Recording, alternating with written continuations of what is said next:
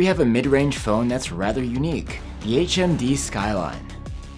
The Skyline is one of the first phones by HMD's own brand instead of Nokia's, and it's got a couple of tricks up its sleeve.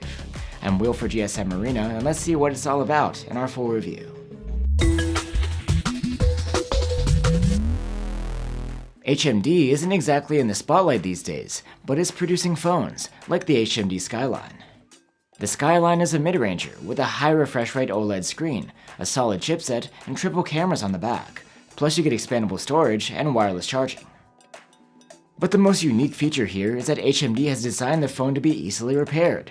By removing just one screw, you can pop off the back panel and expose the internals, and from there you can quickly replace a battery or a broken screen.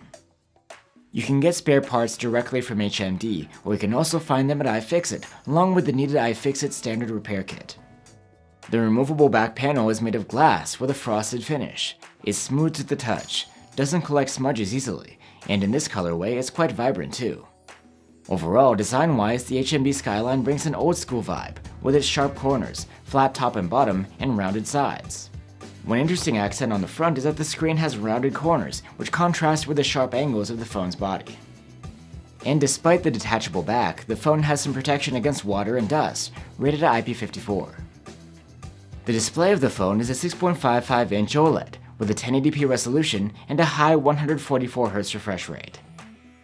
The screen is sharp enough at 401 ppi, and it also has support for HDR10 video.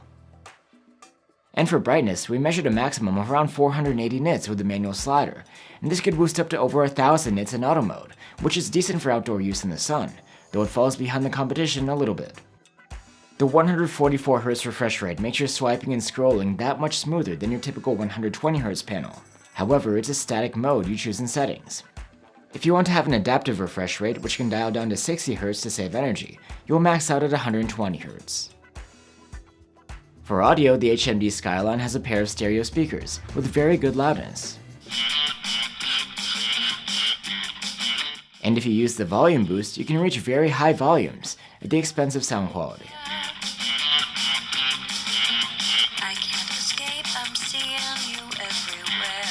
The HMD Skyline has a side-mounted fingerprint reader. It's hard to feel as it sits flush to the frame, but it's fast and responsive. We just wish it could be set to activate just on press to avoid mistouches. And storage here is expandable through microSD card on top of the 128 or 256 gigs on board. The interface of the HMD Skyline is basically stock Android 14. This means the user experience is much like the Google Pixels, but of course without those Pixel-specific features. There is a unique feature here though, a dedicated hardware button called the Custom button. You can assign different actions to it and launch apps too. HMD promises 2 major Android updates and 3 years of security patches to the Skyline. We actually expected more, seeing as this is a phone geared toward DIY repair, suggesting the phone should stay in operation longer than usual. Another way to future-proof a phone is to have a cutting-edge chipset, so that it remains relevant down the line. But the HMD Skyline uses a Qualcomm Snapdragon 7S Gen 2, which is actually more of a run-of-the-mill mid-range chip. In benchmarks, the phone actually falls short of many of its competitors in this price range. The Snapdragon 7S Gen 2 is usually found within less expensive phones. Still, there's nothing wrong with the performance here. It's pretty solid. The thermal management is good too. In our prolonged stress tests, the HMD Skyline maintained good sustained performance without heavy throttling. The HMD Skyline has a 4600 mAh battery, which is a bit smaller capacity than the 5000 found in most mid-rangers. In our battery life tests, the Skyline's results weren't too impressive, with an overall active use score of 10 hours and 47 minutes. Most direct competitors did a bit better. The HMD Skyline supports up to 33-watt wired charging, but doesn't come with a charger in the box.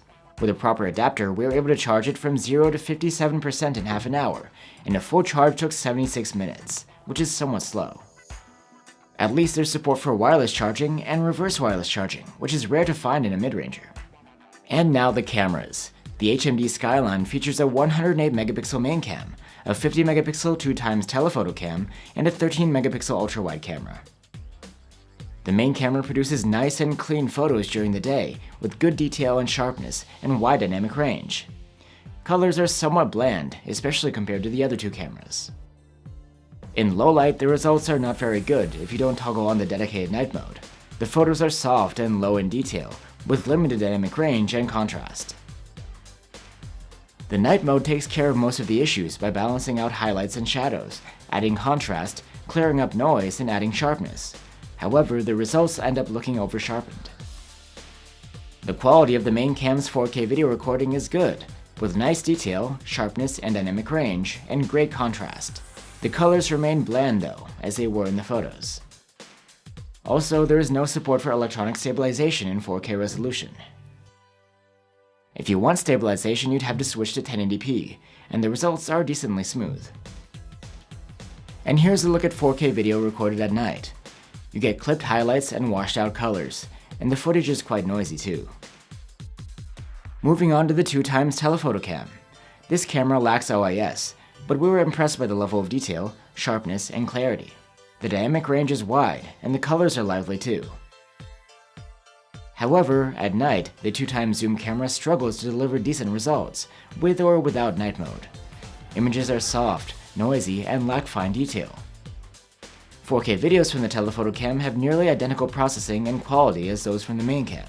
There's just a slight drop in sharpness and more vivid colors. The HMD Skyline's Ultrawide produces decent photos for this sort of camera. The dynamic range is okay, contrast is nice, and the colors are lively. And in low light conditions, the results aren't great, but still above average for an ultrawide cam. 4K videos from the ultrawide are more than decent. They're adequately sharp, with nice contrast, lively colors, and a wide dynamic range. If only there was stabilization.